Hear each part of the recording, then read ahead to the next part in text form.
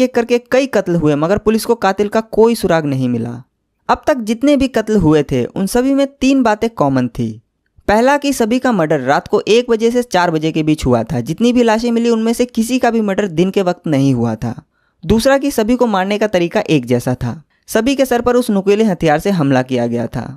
और तीसरा कि सभी मरने वाले गरीब और झोपड़पट्टी में रहने वाले थे, जिसका मतलब था कि इन सब हत्याओं के पीछे किसी सीरियल किलर का हाथ है। इन सभी घटनाओं की वजह से पूरे बॉम्बे में इतना आतंक फैल गया कि शाम होते ही सभी दुकानें, पार्क, रेस्टोरेंट और सभी तरह के मार्केट बंद होने लगे। कभी न रुकने वाली बम्बई में भी शाम ढलते ही सन्नाटा फैल जाता था। अंधेरा होते ही लोग अपने घर की खिड़कियां, शीशे, दरवाजे सब बंद कर लेते। लोगों ने घरों के बाहर या फिर बालकनी में भी सोना बंद कर दिया था। कई लोगों ने अपने परिवार की रक्षा करने की जिम्मेदारी खुद ही उठाई और शाम होते ही घर के सारे मर्द लाठी और डंडा लेकर पूरी रात ग्रुप में घूमते। मगर इसकी वजह से एक गड़बड़ ये हुई कि जब भी इन लोगों को कोई अकेला भिखारी उस इलाके में घूमता नजर आता और उस पर थोड़ा सा भी शक होता तो वो उसकी पिटाई कर देते, जिसकी वजह से कई बेगुनाह लोग मरते मरते बचे। कई बार तो पुलिस को बीच में आना पड़ता भीड़ को रोकने के लिए। मगर इन सब के बाद भी कोई फायदा नहीं हुआ और एक के बाद एक कत्ल होते रहे। ना तो किसी ने कातिल को आते देखा और ना ही जाते। वो चुपचाप अंधेरे में आता, अपना शिकार करता और निकल जाता।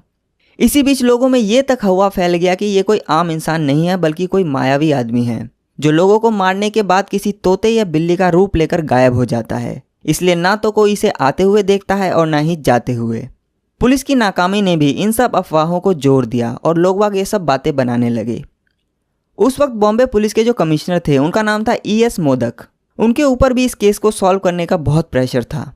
जब लोकल पुलिस इन हत्याओं को रोकने में नाकाम रही तो कमिश्नर मोदक ने यह केस CID को दे दिया और CID की एक स्पेशल टीम बनाई गई, जिसको लीड कर रहे थे DCP रमाकांत कुलकर्णी। DCP रमाकांत कुलकर्णी को अगस्त 1968 में ही क्राइम ब्रांच का हेड बनाया गया था और वो उस वक्त क्राइम ब्रांच के सबसे यंग DCP थे।